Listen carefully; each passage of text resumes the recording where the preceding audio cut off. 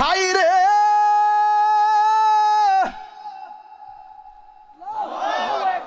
ওই আমার চুনার কাঠ বড় কুটার বাবা কলিজাটা দি ফাইটা যাই রে ওই মহিলা কই নবী গো নবী আমি আমার বুলারে ভূমিষ্ঠ করিলাম শীতের দিন ডানে পেশাব করলো বামে নিলাম বামে পেশাব করলো বুকে রাখলাম নিজের শাড়ি কাপড় কাইটটা কাইটটা তল বিছনা বানাইলাম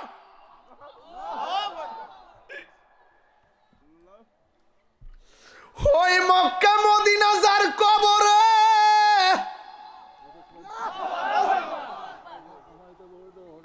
কার চেহারার দিকে তাকায়া মনের জ্বালা নিবাইব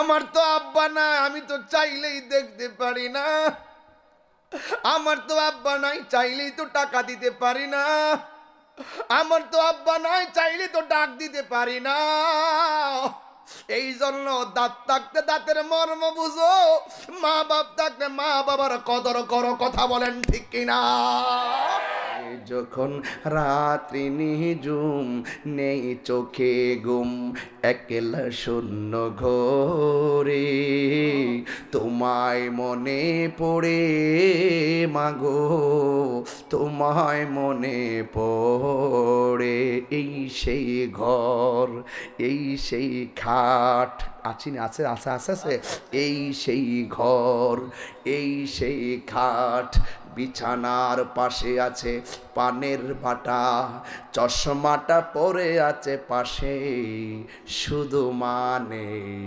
শুধু মানে শুধু মানে শুধু মানে দরজাটা খুলতে খেয়ে যায় ধোকা বাবা বুঝি বলছে এলে নাকি খোকা বহুত মাহফিল থেকে যাওয়ার পরে বাপে দরজা খুললা দিছে বহুত মাহফিল থেকে যাওয়ার পরে মা দরজা খুললা দিছে আজকে দরজা খুলবে বাপের কথা মনে হবে দরজাটা খুলতে খেয়ে যায় ধোকা বাবা বুঝি বলছে এলে নাকি খোকা বুকের ভেতরটা নড়ে চড়ে উঠে চোখে বেয়ে জল নেমে আসে শুধু মানে শুধু বাবা নেই শুধু মানে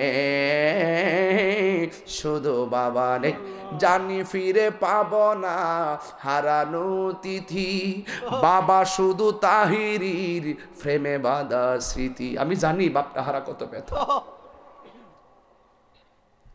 জানি ফিরে পাব না হারানো তিথি বাবা শুধু তাহিরির প্রেমে বাঁধা স্মৃতি বুকের ভেতরটা নড়ে চড়ে ওঠে চোখে বেয়ে জল নেমে আসে শুধু মানে শুধু বাবা নেই শুধু মাওলানা শাহের হাবিবুর রহমান সুজন সাহেব সহ উপস্থাপক মাওলানা কারি আয়াত আলী সাহেব আপনারা ইতিমধ্যে পোস্টারে দেখেছেন আমার আলোচ্য বিষয় হলো পিতামাতার প্রতি সন্তানের কর্তব্য আর আজকের প্রোগ্রামের মাইক ধরার কথা ছিল 10:30 আমি কিন্তু এসেছি গুমগুমিয়া থেকে অর্থাৎ এটা হলো বাহুবল অনেক ভিতরে নবীগঞ্জ থেকে এত কুয়াশা যে কুয়াশার কারণে আমি যে গাড়িটা টানি 80-র উপরে সেই গাড়িটা আমি প্রায় 20-এর মতন টেনে টেনে আসতেছি যে জন্য আমি কাঙ্ক্ষিত সময়ে উপস্থিত হতে না পারে আপনাদের কাছে দুঃখ প্রকাশ করছি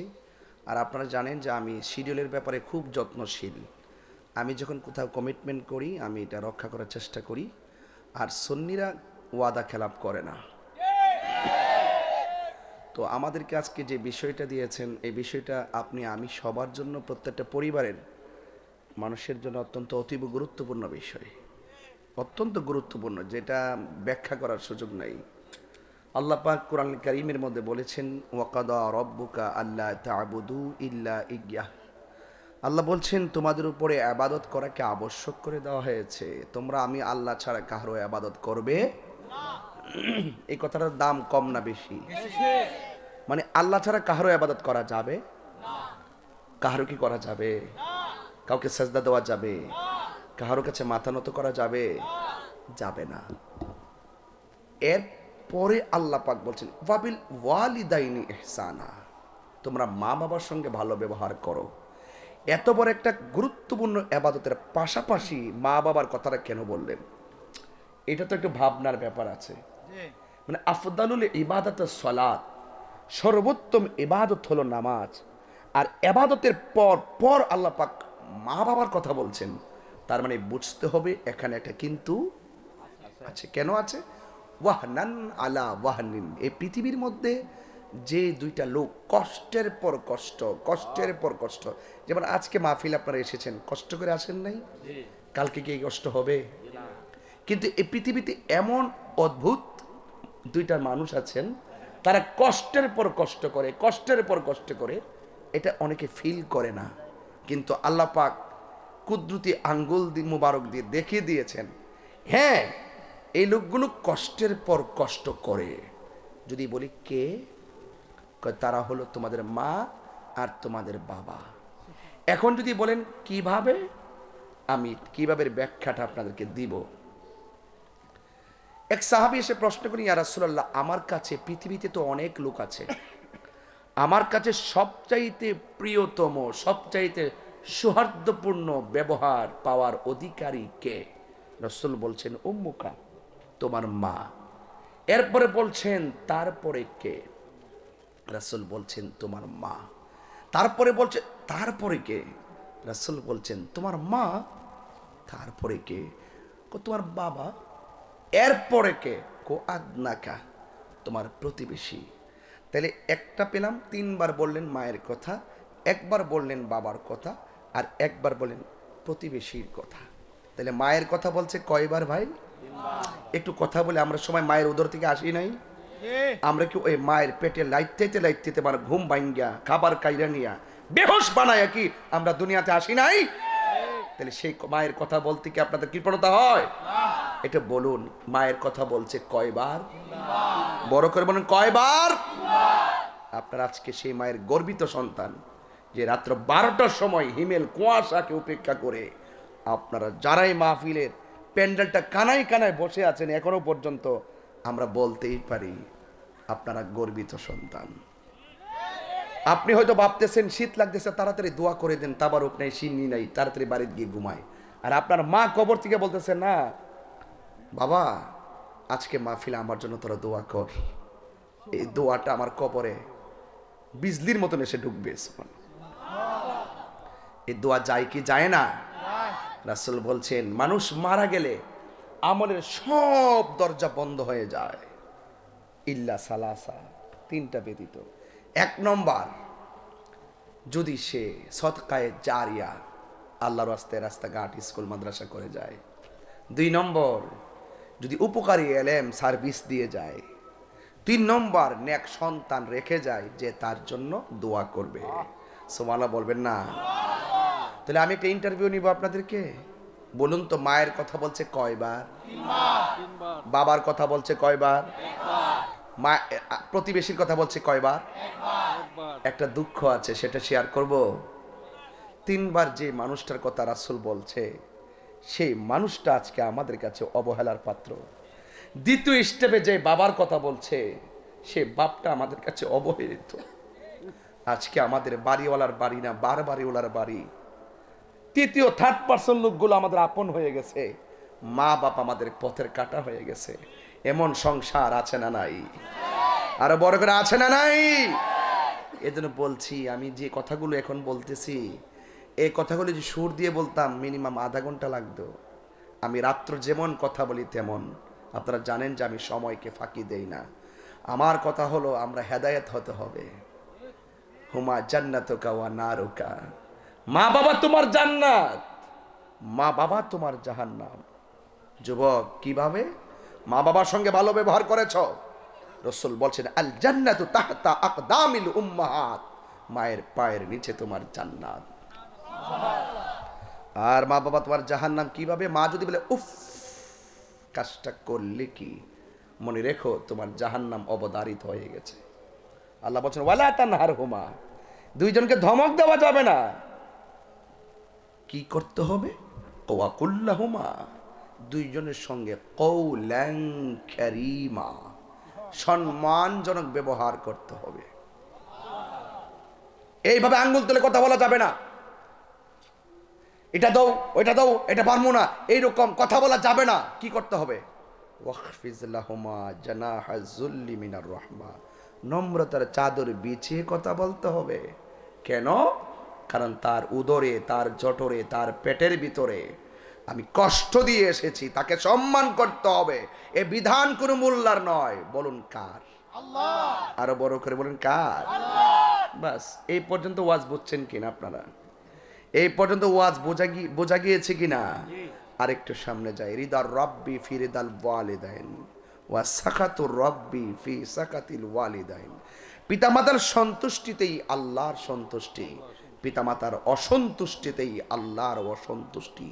পিতামাতার সন্তুষ্টি যদি রব সন্তুষ্টি হয়ে যায়, আল্লাহু আকবার বলেন, আল্লাহু আকবার বলেন, যদি রব সন্তুষ্টি হয়ে যায়, বলছে ওই মায়ের দোয়ায় আল্লাহর ওলি হয়ে যায়। মায়ের দোয়া ওলি হয়েছে এমন প্রমাণ আছে না ভাই? বাবা বাবা আছে না? আপনি তো অনেক বিবেকের দলিল, আপনি তো অনেক ছাত্রের অভিভাবক। মারহাবা বলেন। সুবহানাল্লাহ, সুবহানাল্লাহ। তাহলে আজকের যুবকরা ওরা খুব বুদ্ধিমান, যে অনেকে অনেক বেশি ওয়াজ করবে। আমরা যেন ওয়াজটা নিয়ে শেষ বেলা যেন ঘরে যাইতে পারি। আমার ওয়াজটা নিয়ে আপনারা মার কদমে যাবেন। খোদার কসম করে আমার স্যারকে সামনে রেখে, আল্লাহকে সাক্ষী রেখে বলি, মা যদি হাসি মুখে বলে পুত্রে তোর প্রতি আমার কোনো অভিযোগ নাই, ফুল যাও মাহফিল থেকে আইসো একটু ঘুমাও, দেখবেন কালকে থেকে রেজাল্টটা ঘুরে যাবে। বিদেশ যাইতেছেন, টাকা নাই, কি বলেন? মা দোয়া করলে আল্লাহ পাক রিজিকের দরজা তালা খুলে দেয়। আল্লাহু আকবার বলেন না কেন? এই জন্য যুবক ভাইয়ের আমার, মা মা, মায়ের সঙ্গে কোনো তুলনা। তোমাকে আমি দিলাম 3 দিন সময় দিলাম, যাও সিলেট বিভাগ শেষ করো, রাজশাহী বিভাগ শেষ করো, চট্টগ্রাম বিভাগ শেষ করো, মায়ের মতো দ্বিতীয় আরেকজন আমার সামনে দাঁড় করাও। 3 বিভাগ ঘুরে এসে 3 দিন পরে বলবে সব ঘুরে দেখেছি, মায়ের তুলনা কেবলমাত্র মা। জান্নাতের চাবি আমার মা, মা গো জান্নাতের চাবি আমার মা, জান্নাতের চাবি আমার মা, মা গো জান্নাতের চাবি আমার মা।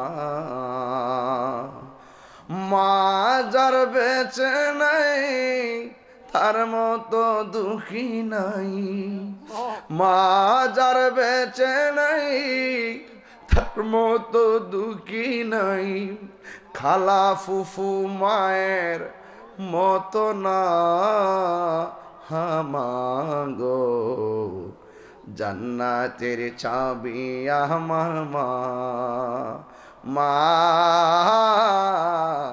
মা গো জান্নাতের চাবি আমার মা। হাইরে আমার বাবা, ও বড়গুটার বন্ধু বন্ধু, আল্লাহ রাব্বুল আলামিন কোরআনের মধ্যে বলে দিয়েছেন ওয়াবিল ওয়ালিদাইনি ইহসানা, মা বাবার সঙ্গে ভালো, মা বাবার সঙ্গে সৎ ব্যবহার করো। আবার আমার আল্লাহ বলে দিয়েছেন কতদিন পর্যন্ত তুমি করবা? প্রশ্ন তো আসতেই পারে। মা বাবার গায়ে যতদিন শক্তি থাকে, সন্তান যতদিন বেকার থাকে, সুবহানাল্লাহ, ওই বেকার পোলাপান গুলো মা বাবার কাছ থেকে টাকা নিতে পারে, মা বাবার কাছ থেকে সুবিধা নিতে পারে, ততদিন পর্যন্ত সন্তান মারে মোটামুটি ভালোবাসে। খেয়াল করেন, যখন সন্তানের গায়ে শক্তি, মা বাবা যখন দুর্বল হয়ে যায়, মার জিনিস বেচা পুলারে মানুষ বানাই, বাপের গাম জড়ায়া জীবনটার তাসপাতা বানাই, লাঠি ছাড়া চলতে পারে না। সন্তান যখন মানুষ হয়ে যায়, বড় অফিসার হয়ে গেলে এমন তথ্য পাওয়া যায়, ছেলে তাকে ঢাকা গুলশানের ফ্ল্যাটে, ওই বাপটা থাকে বৃদ্ধাশ্রমে। এমন ইতিহাস সমাজে আছে না নাই?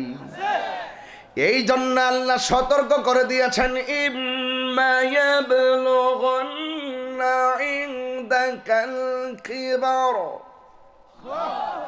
আহাদুহুমা আও কিলাহুমা উফফিন ওয়ালা তানহারহুমা ওয়া কুল লাহুমা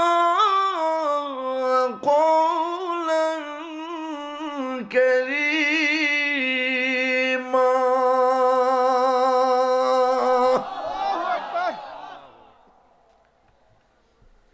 ইম্মা ইয়াবলুগান্না, যদিও তারা পৌঁছে, ইনদাকাল কিবারা বার্ধক্যে, যদি মা বাবা বুড়া হয়ে যায়, আল্লাহ দেখছেননি কত উত্তম পরিকল্পনাকারী, ওয়াল্লাহু খায়রুল মাকিরিন, আল্লাহ কত উত্তম পরিকল্পনাকারী। আল্লাহ তো জানে যে এক সময় সন্তানরা জোয়ানকালে ভালোবাসা দেখাবে, বৃদ্ধকালে হয়তো তা ডিসলাইভ করতে পারে। আল্লাহ সতর্ক করে যে খবরদার, ইম্মা ইয়াবলুগান্না ইনদাকাল কিবারা আহাদুহুমা আও কিলাহুমা ফালা তাকুল লাহুমা উফিউ ওয়ালা তানহারহুমা ওয়া কুল লাহুমা কওলান কারীমা। মা বাবা বৃদ্ধ হয়ে গেল, মা বাবার সঙ্গে সৎ ব্যবহার করতে হবে, তাকে ধমক দিয়ে কথা বলা যাবে না। চিৎকার বের করে আল্লাহু আকবার।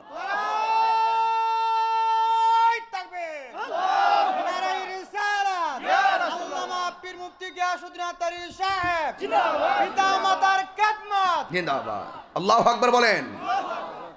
বাবাকে তোমরা কাবা জানিও। মাঝে মাঝে একটু শান বলবো, মা বাবার কষ্ট নেবেন না। আর আপনারা জানেন যে আমি কয়েকটা ওয়াজে দুর্বল। একটা হলো কারবালার ওয়াজ, আর একটা মা বাবার ওয়াজ, আর একটা কবরের ওয়াজ। এই ওয়াজগুলোতে আমি একটু দুর্বল। আমি কি বোঝাতে পেরেছি? মা বাবার ওয়াজ আমি খুবই দুর্বল, কারণ আমি আমার মায়ের দোয়ার ফসল। আমি আমার মায়ের দোয়ার ফসল। আমার স্যার বলতেছে, আমার বাবা আমার একটা সিদ্ধান্ত দিয়ে গেছিলেন, একটু আগে বলছে, আমি সব সাইরা দিয়ে আমার বাবার সিদ্ধান্তটা ধরে রাখছি, দেখলাম শুধু লাভ আর লাভ, সম্মান আর সম্মান। আমার স্যারের সম্মান আছে না নাই? স্যারের হাজার গুণগ্রাহী এবং সকল ছাত্ররা আছে না নাই? আজকে ছাত্ররা গর্ব করে বলতেছে যে আমার স্যার, আমার স্যার। আমিও বলে গেলাম আমার স্যার। বলেন মারহাবা। আমাকে এখনো বলছে যে আমার বাবা আমার বলছিল, পুত এটা ছাড়ো ওইটা স্যার, কিন্তু এই পথে থাইক। আমি এই পথে বাবার কথা শুনি না, আমি একটা লাইনে ছিলাম, দেখলাম সম্মান আর সম্মান। বোঝা গেল বাপ মার দোয়া কখনো খালি যায় না। এই মাহফিল কমিটিরা, আজকের মাহফিল ধন্য হয়ে গেছো তোমরা। আজকের মাহফিল ধন্য হয়ে গেছো। আজকের মাহফিল গুরুস্তর মানুষ খুশি।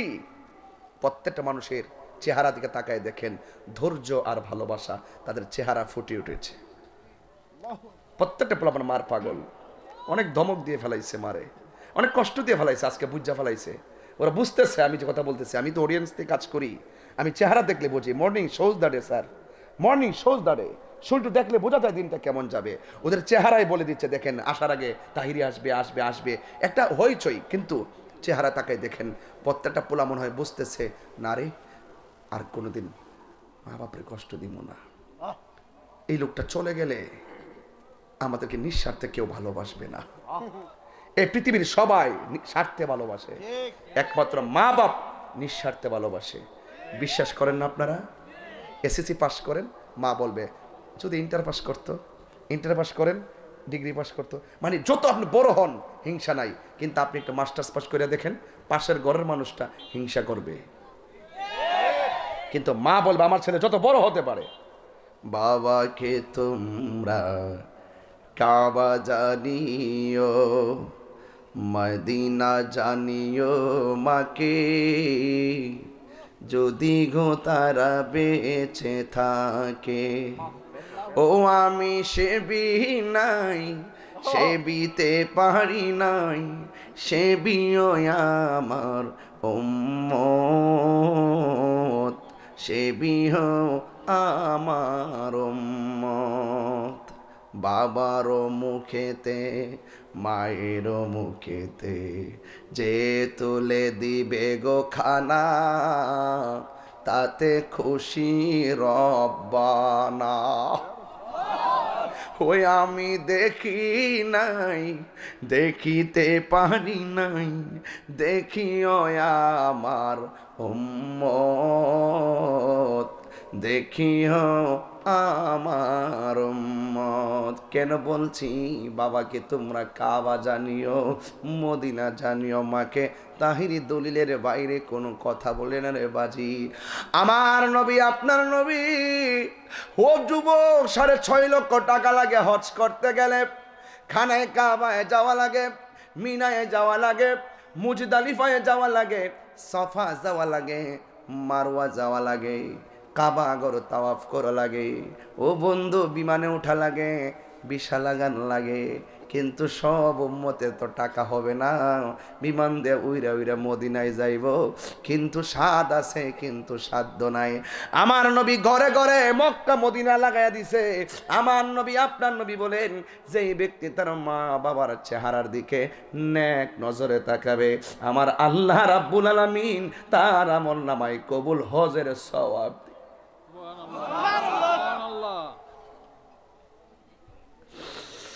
ওই মক্কা মদিনা যার কবরে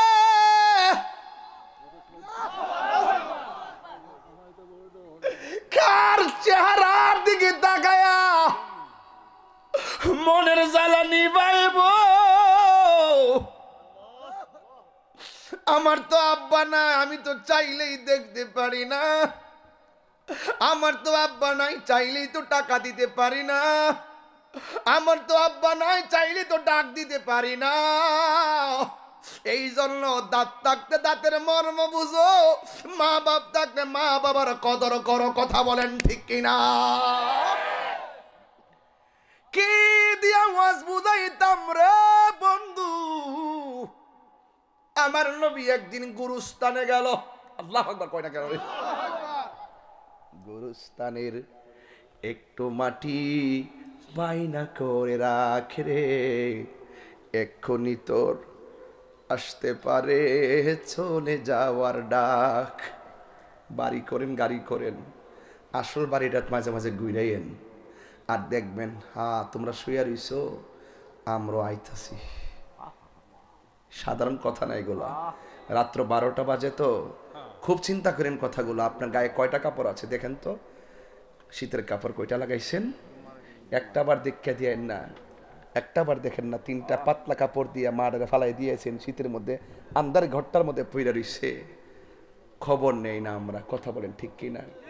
এই বাপটা তো কবরে আছে না নাই? যার নাই সে বুঝে বাবা হারা ব্যথা কত। আল্লাহর হাবিবের দরবারে একটা ছেলে আসলো। আয়েশা বলল, ইয়া রাসূলুল্লাহ, আমি একটা মেয়ের বিয়ের প্রস্তাব দিয়েছি। মেয়েটা আমাকে ডিসলাইক করেছে।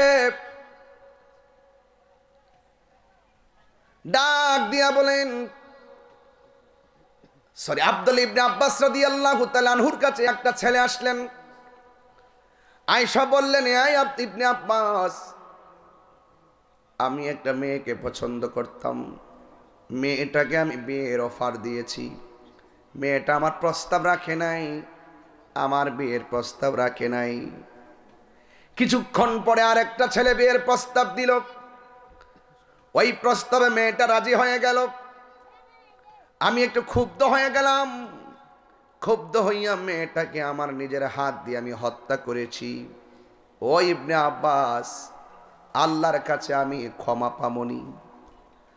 আব্দুল্লাহ ইবনে আব্বাস রাদিয়াল্লাহু তাআলা আনহু তিনি ডাক দেন, হ্যাঁ যুবক, তোমার মা জীবিত আসেনি, সুবহানাল্লাহ বলবেন না? ইয়া রাসূলুল্লাহ, আমার মা তো দুনিয়াতে নাই। এবার ডাক দিয়ে কয়, তুমি আল্লাহর কাছে এবার ক্ষমা চাও। আরেকজন রাবি বলেন, আমি আব্দুল্লাহ ইবনে আব্বাসের কাছে গেলাম, গিয়ে জিজ্ঞেস করলাম, হে ইবনে আব্বাস, ছেলেটা একটা মেয়েকে খুন করেছে, আপনি তাকে ডাইরেক্ট বলতে পারতেন আল্লাহর কাছে ক্ষমা চাও, কিন্তু আপনি এই কথা না বলে ছেলেটাকে প্রথম কেন বললেন তোমার মা আসেনি? এই ব্যাখ্যাটা জানতে চাই। এবার ডাক দিয়ে বলে, শোনেন, সে অন্যায় করেছে, এমন জঘন্য অপরাধ করেছে, এই পৃথিবীতে একটা মানুষ যদি ওই ছেলেটার পক্ষ নিয়ে আল্লাহর কাছে বলতো, আল্লাহ আমার সন্তান যা করেছে তুমি তারে মাফ করে দাও, মায়ের মতন এমন দোয়া কবুলের গ্যারান্টি আমি অন্য কিছুকে দিতে পারি না। কথা বুঝতেছেন তো? ওয়াজটা আল্লাহর হাবিব আর এক জায়গায় গেলেন, নতুন গুরুস্থান, একদম নতুন একটি গুরুস্থান। ওই গুরুস্থানের মধ্যে আমার নবী গিয়েছেন। সেই গুরুস্থানের মধ্যে যাওয়ার পর আমার নবী, আপনার নবী সুন্দর সুন্দর অনেকগুলা কবর নতুন দিয়েছে।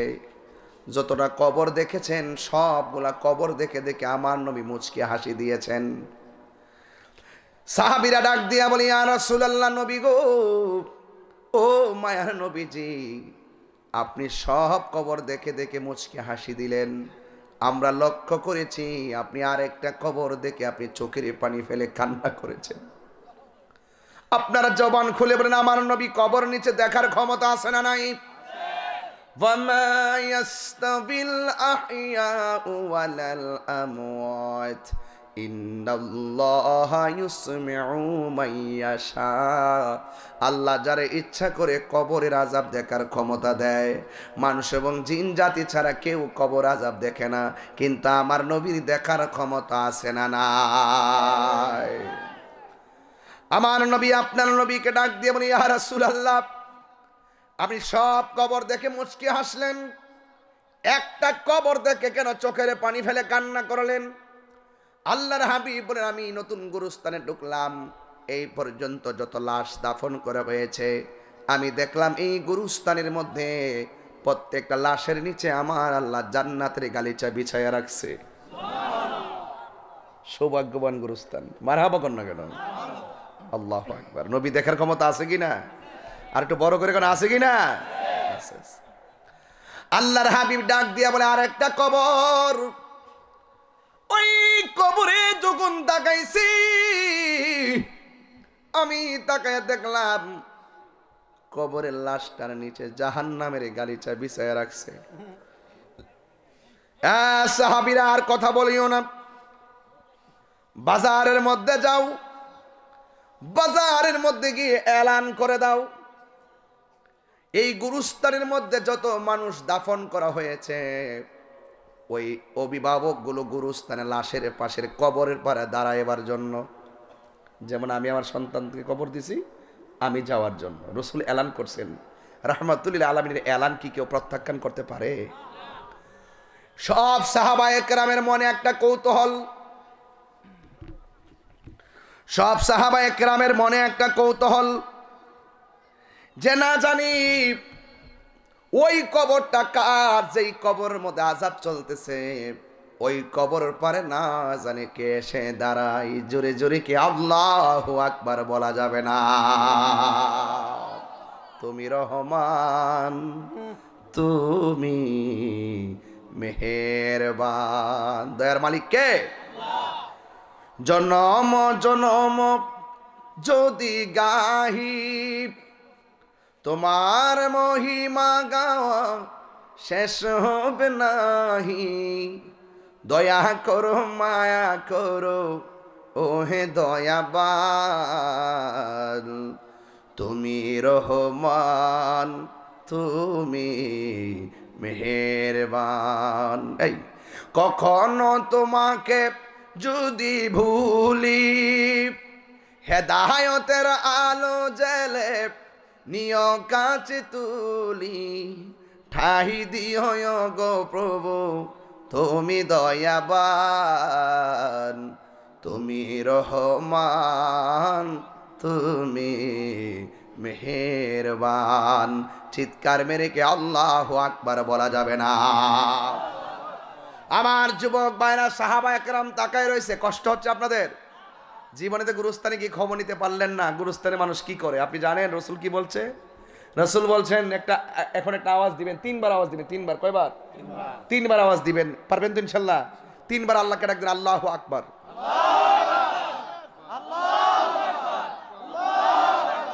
একটু অস্থির মনে হইল না? এই যে আল্লাহু আকবার ডাকতেছি, একটা ডাবল ডাবল ডাকতেছি, একটা আওয়াজ হয়েছে না? এই কবরের মানুষগুলো এভাবে ডাকতেছে। কেউ কেউ বলতেছে বাঁচাও।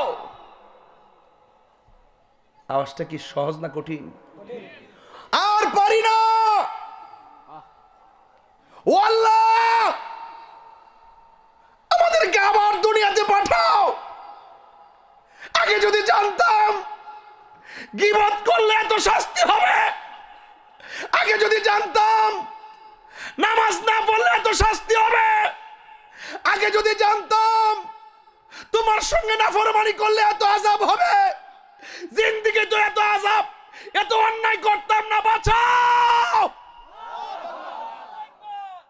এই আওয়াজ কি আপনি শুনেন?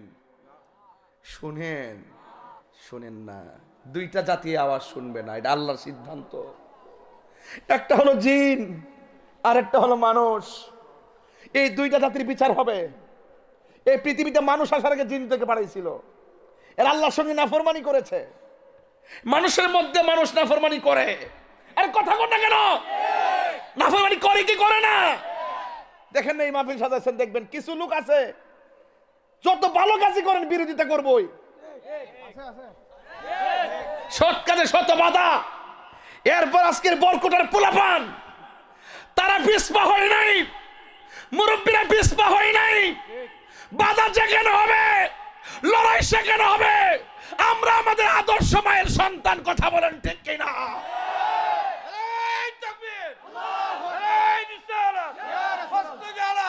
জিন্দাবাদ, জিন্দাবাদ, আল্লাহু আকবার বলেন। এই আওয়াজকে আমরা শুনি, কবরের আওয়াজ। গরু শোনে। কি শোনে বাবা? চতুষ্পদ জন্তুরা শোনে। মাঝে মাঝে দেখবেন গরু নিয়ে গুরুস্থানে বাঁধবেন, যদি বাঁধেন আর কি, বাঁধা ঠিক না। গুরুস্থানকে পবিত্র রাখবেন। দেখবেন কিছু কিছু গুরুস্থানের পাশে গরুকে বাইদা রাখলে চুপ মেরে দাঁড়াই থাকে, হঠাৎ করে কিছু নাই, মানুষ নাই, কিছু হুট করে দৌড় মারছে, রশি টসি ছিঁড়া দৌড় মারছে। কেন মারছে জানেন? কবরের আযাবের আওয়াজ শূন্য ওটা দৌড় মারছে। আমরা এগুলো বুঝি না ভাই, আমরা এগুলো বুঝি না, আমরা চিন্তা করি না। ওয়ায়াতাফাক্কারুনা ফি খালকিস সামাওয়াতি ওয়াল আরদি। আসমান জমিনে যা আছে সব নিয়ে গবেষণা করতে হবে। আমি আমার না, আমি বলেন আমি আমার না, আমি কার? আরো যে কার?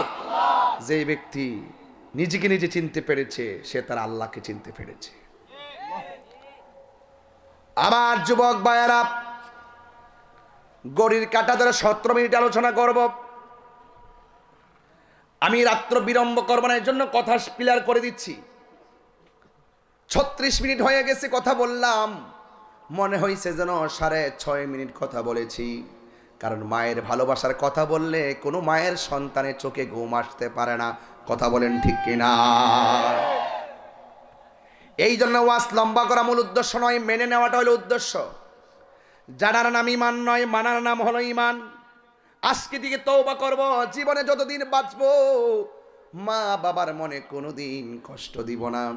সাহাবায়ে কেরাম বলেন, রসুল দেখলেন যে কবরের মধ্যে আযাব হইতেছে, ওই কবরের পরে কে আইসা দাঁড়া এটা দেখতে হবে। না জানি কার সন্তান, না জানি কার স্বামী, না জানি কার মা বাপ। আল্লাহু আকবার।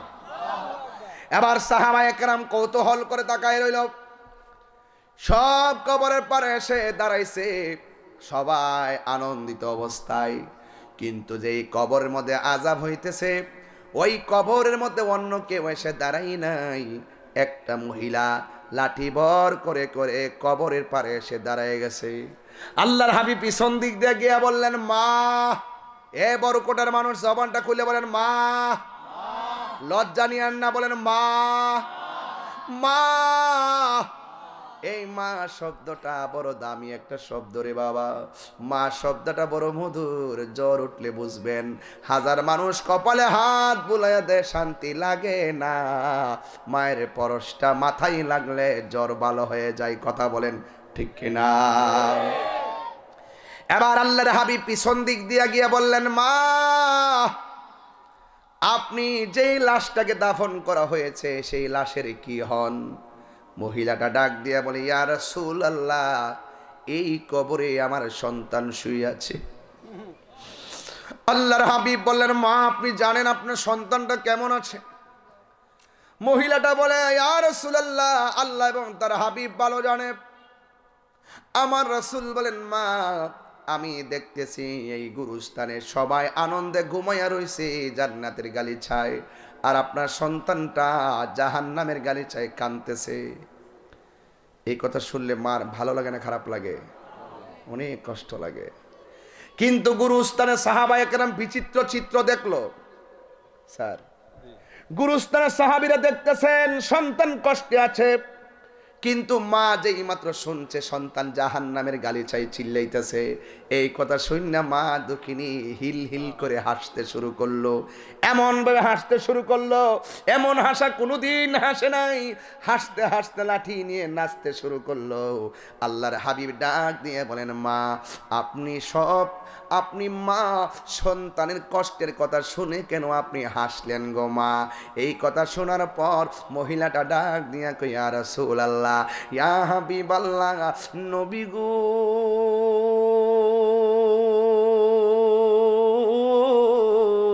ও মায়ার নবীজি, আমি কেন হাসতেছি জানেননি? আমি আমার আল্লাহর কাছে একদিন একটা দোয়া করছিলাম গো। আমার সন্তানটা যেদিন পেটে ছিল, আমার সন্তানটা আমার পেটে লাথি মেরা ঘুম ভাঙছে, চোখ দিয়ে আমি পানি জড়াইছি, কিন্তু সকালবেলা মুখটা মুইসা আমি মানুষের সামনে গেছি, কাউর আমি বুঝতে দেই নাই যে সন্তান আমার লাঠি দিছে। আমি আমার সন্তানের কষ্ট আমি গোপন কথা কন না কেন? পৃথিবীর মধ্যে কোন মা কি বলছে মানুষের কাছে যে আমার পোলা আমার লাথি মাইরা বেহুশ করছে? কয় না। ফরমান সন্তান খুব সাবধান। মায়ের মনে কষ্ট দিয়া রাত্রে 12টা 15টা সময় তাইর সামনে বসে ওয়াজ শুনবেন, দরকার নাই সেই সন্তানের। যেই পীর বলবে, যেই পীর সাহেব বলবে মায়ের খেদমত লাগবে না, সেই পীর সাহেবকে আমি মানি না। ঠিক ঠিক কথা কন না কেন? আপনি জানেন সেই মা কত কষ্ট করে আপনার জন্য? জানেন না? আপনি নিজে বাপ হবেন, বুঝবেন তখন কেমন লাগে সন্তানের জন্য। খ্যাতিটা খেতেই ভাঙ্গে, খ্যাতিটা খেতেই ভাঙ্গে। বলে দিলাম, একটু সামনে যাওয়ার পর বলবো। এখন হয়তো বুঝাই যাচ্ছে ওয়াজটা, একটু পরে বুঝাইতাম না, একটু পরে হয়তো তওবা নাইলে ধ্বংস।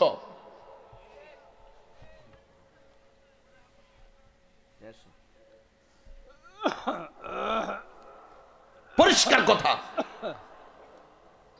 এবার মহিলা ডাক দিয়া বলি, ইয়া রাসূলুল্লাহ, সন্তানটারে পেটে নিয়েছিলাম, স্বপ্ন ছিল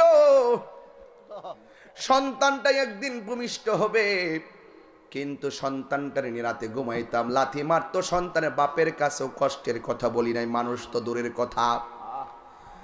এরপরে আমি খাইতে বসলে প্লেটটা রেখে দিয়েছি, মানুষ বলছে রাখলা কেন? সন্তান আমার লাথি মাইরা রুচি কাইরা নিছে, কিন্তু আমি কোনো মানুষকে কথা বলি নাই। আমি বলছি আমার মুখের মধ্যে কোনো রুচি নাই। এইভাবে আমি কোলে পিঠে কইরা সন্তানটারে 10 মাস 10 দিন আমি গর্ভে রেখেছি। ইয়া রাসূলুল্লাহ, নবী গো, ও মায়ার নবীজি, একদিন আমার পেটের মধ্যে ব্যথা উঠেছে, এই সন্তানটা মনে হয় দুনিয়ার আলো বাতাস দেখার সময় হয়ে গেছে। দাই মাস চাইসা আমাকে ঘরের দরজা লাগায় ভিতরে ঢুকাইছে, ওরা আমাকে স্টেটমেন্ট দিয়েছে এই সন্তানকে ভূমিষ্ঠ হওয়ার সময় আমি নাকি বেহুশ হয়ে গেছিলাম মরণের মতন। আল্লাহ আমার জীবন দিছে, তাই বলে আমার সন্তান জাদুমণির আমার কোলের মধ্যে নীতি নিয়ে সান্ত্বনা পেয়েছিলাম। এমন অনেক মহিলা আছে, বড় কোটা আছে কিনা আমি জানি না, এমন কিছু মহিলা আছে যারা ডেলিভারির কেসে বাচ্চা ওয়া করে মা চিরদিনের জন্য দুনিয়া ছেড়ে চলে যায়। এমন মা সংসারে আসে না নাই? আল্লাহর হাবিব বলেন ডেলিভারির কেসে যেই সমস্ত মহিলা মারা যায়, আল্লাহ রাব্বুল আলামিন ওই মহিলাটারে শহীদের মর্যাদা দান করে দেয়। আর জোরে জোরে কন্যা আল্লাহু আকবার। মায়ের কান্দন যাবত জীবন, 2-4 মাস বোনের কান্দন রে, গোরের পরিবারের কান্দন কয়েক দিন পর থাকে না। দুঃখের দরদি আমার জনম দুঃখী মা, গর্ভধারিণী মা, জনম দুঃখিনী মা, দুঃখের দরদি আমার জনম দুঃখী মা। 10 মাস 10 দিন মায়ে গর্বে দিল ঠাই, রক্ত মাংস খাইয়া যেন এলাম দুনিয়াই। ভূমিষ্ঠ হইয়া আমি উঠিলাম কান্দিয়া, শান্ত করিল মায়ের বুকের দুগ্ধ দিয়া। অসুখ হলে দেখি চাইয়া,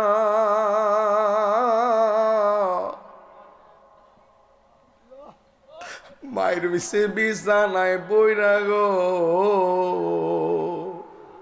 আমায় আল্লাহ যাও গো লয়া সন্তানের নিও না। দুঃখের দরদি আমার জনম দুঃখী মা।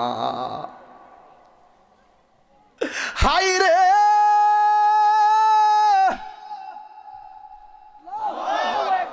ওই আমার চুনার কাঠ বড় কোটার বাবা, কলিজাটা দি ফাইটা যাই রে। ওই মহিলা কই নবী গো নবী, আমি আমার বুলারে ভূমিষ্ঠ করিলাম,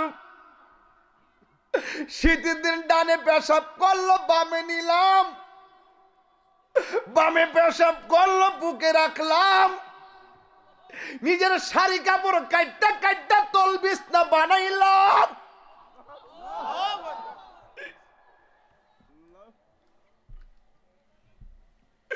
এত স্বপ্ন, এত আশা, আমি নিজে না খাইয়া খাওয়াইছি, পোলার বাপের জীবনটার তেজপাতা বানাইয়া রক্তটারে ফানি বানাইছে। ধীরে ধীরে শরীরটা দুর্বল হয়ে গেছে, পোলা বড় হইতেছে, শক্তি বাড়তেছে, আর আমি দুর্বল হইতেছি। মনের মধ্যে স্বপ্ন একটাই, আমার যা আসে সব দিয়ে পোলারে মানুষ বানাবো। একদিন আমরা দুর্বল হয়ে গেলে সন্তান আমরা দেখে রাখবো।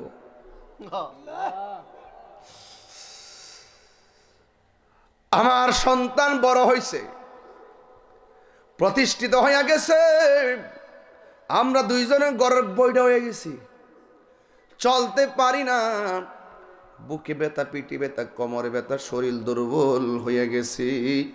কিন্তু পোলাটারে এত বোঝাইলাম, সে আমার কথা বোঝে না, তার বাবার কথা বোঝে না। মাঝে মাঝে বলে আমরা নাকি বুঝি না।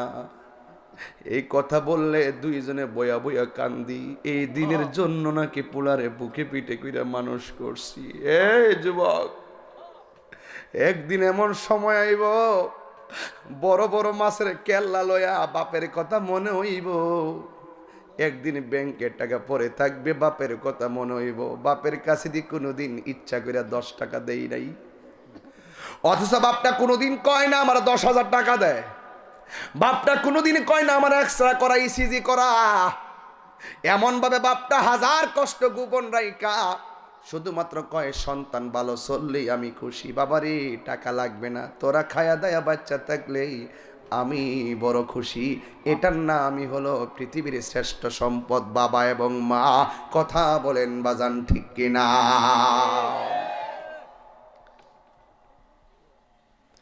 এবার মহিলা ডাক দিয়া কই, নবী গো,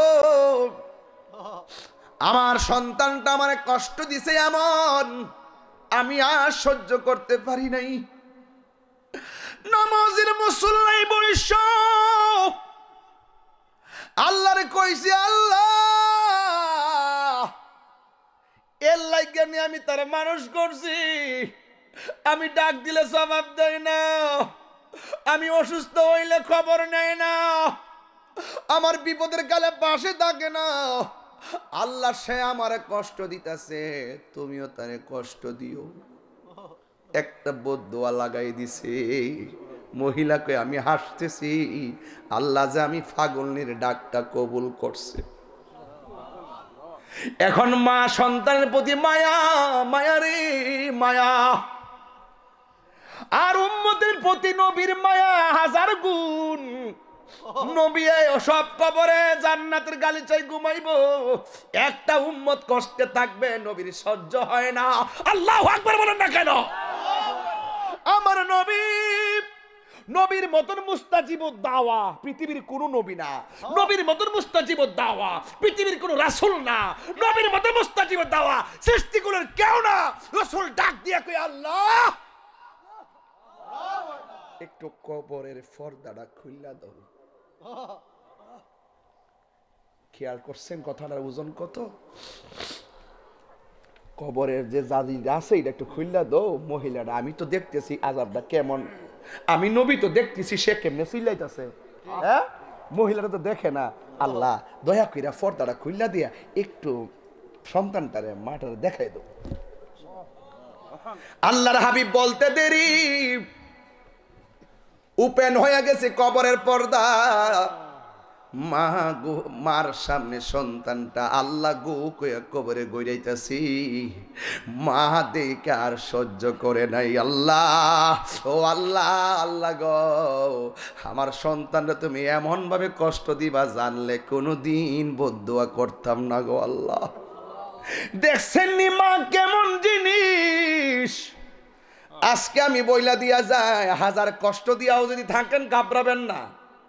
মার পায়ে দইরা, বাপের পায়ে দইরা বলবেন, আম্মা যা করছি ভুল করেছি, মেহেরবানি করে ক্ষমা করে দাও। সন্তানটারে যখন মা দেখলেন সন্তানটা জ্বলতেছে, এই মুহূর্তে মা আল্লাহরে ডাক দিয়ে কই, আল্লাহ তোমার বন্ধু নবীর উসিলায় আমার পোলার কবরে জান্নাতের গালিচা বিছায়া দাও। আর জোরে জোরে কন্যা আল্লাহু আকবার। মাগো তোমার মতো লয় না কেহ আমায় কুলে টানি, আঁচল দিয়ে মোচে না কেউ, আঁচল দিয়ে মোচে না কেউ আমার চোখের পানি। হায়রে মা জননী আমার, হায়রে মা জননী, আমি কেমন করে দেব মাটি, আমি কেমন করে দেব মাটি তোমারি কবরে। মা তুমি আমার আগে যেও না গো মরে, মা তুমি আমার আগে যেও না গো মরে। যখন রাত্রি নিঝুম নেই চোখে ঘুম, একলা শূন্য ঘরে তোমায় মনে পড়ে মাগো, তোমায় মনে পড়ে। এই সেই ঘর, এই সেই খাট, আছে আছে আছে আছে আছে, এই সেই ঘর, এই সেই খাট, বিছানার পাশে আছে পানের বাটা, চশমাটা পরে আছে পাশে, শুধু মানে শুধু মানে শুধু মানে শুধু মানে দরজাটা খুলতে খেয়ে যায় ধোকা, বাবা বুঝি বলছে এলে নাকি খোকা। বহুত মাহফিল থেকে যাওয়ার পরে বাপে দরজা খুললা দিছে, বহুত মাহফিল থেকে যাওয়ার পরে মা দরজা খুললা দিছে, আজকে দরজা খুলবে বাপের কথা মনে হবে। দরজাটা খুলতে খেয়ে যায় ধোকা, বাবা বুঝি বলছে এলে নাকি খোকা। বুকের ভেতরটা নড়ে চড়ে উঠে, চোখে বেয়ে জল নেমে আসে, শুধু মানে শুধু বাবা নেই, শুধু মানে শুধু বাবা নেই। জানি ফিরে পাবো না হারানো তিথি, বাবা শুধু তাহিরির ফ্রেমে বাঁধা স্মৃতি। আমি জানি বাপটা হারা কত ব্যথা, জানি ফিরে পাবো না হারানো তিথি, বাবা শুধু তাহিরির ফ্রেমে বাঁধা স্মৃতি। বুকের ভেতরটা নড়ে চড়ে ওঠে, চোখে বেয়ে জল নেমে আসে, শুধু মানে শুধু বাবা নেই, শুধু মানে শুধু মানে। যুবক, শেষ কালাম, কথা বলছি কেবলমাত্র মাঠে উঠলাম, দেখা গেল time and tide wait for none. সময় স্রোত কাহার জন্য অপেক্ষা করে না। আল ওয়াক্তু লা ইয়ানতাজিরু লি আহাদিন, সময় কাহার জন্য অপেক্ষা করে। আজকের কাজ আগামী দিনের জন্য রেখে দিবেন না। আপনি তিলে তিলে মাকে কষ্ট দিচ্ছেন, কালকে খুব ভালো হয়ে যাবেন না। এই ধুকে ধুকে মা যদি কষ্ট পেয়ে যায়, আপনি দেখবেন ধুকে ধুকে জীবন ধ্বংস হয়ে যাবে। কথা বলেন না কেন, ঠিক কিনা? তাই আওয়াজ করে বলুন, ওই মা বাবার খেদমত আমরা চাই কি চাই না? একটু কষ্ট করে শীতের মধ্যে কম্বল থেকে বের করে, চাদর থেকে বের করে হাত তুলে বলুন, চাই কি চাই না? একদম সোজা করে চাই কি চাই না?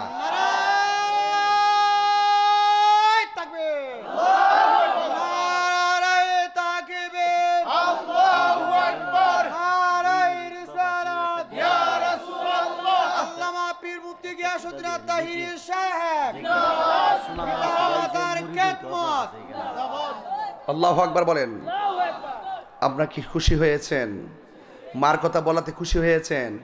আবার হাত তুলে এখন তো খুশি হয়েছি আমরা, সত্যি করে এখন তো খুশি হয়েছি।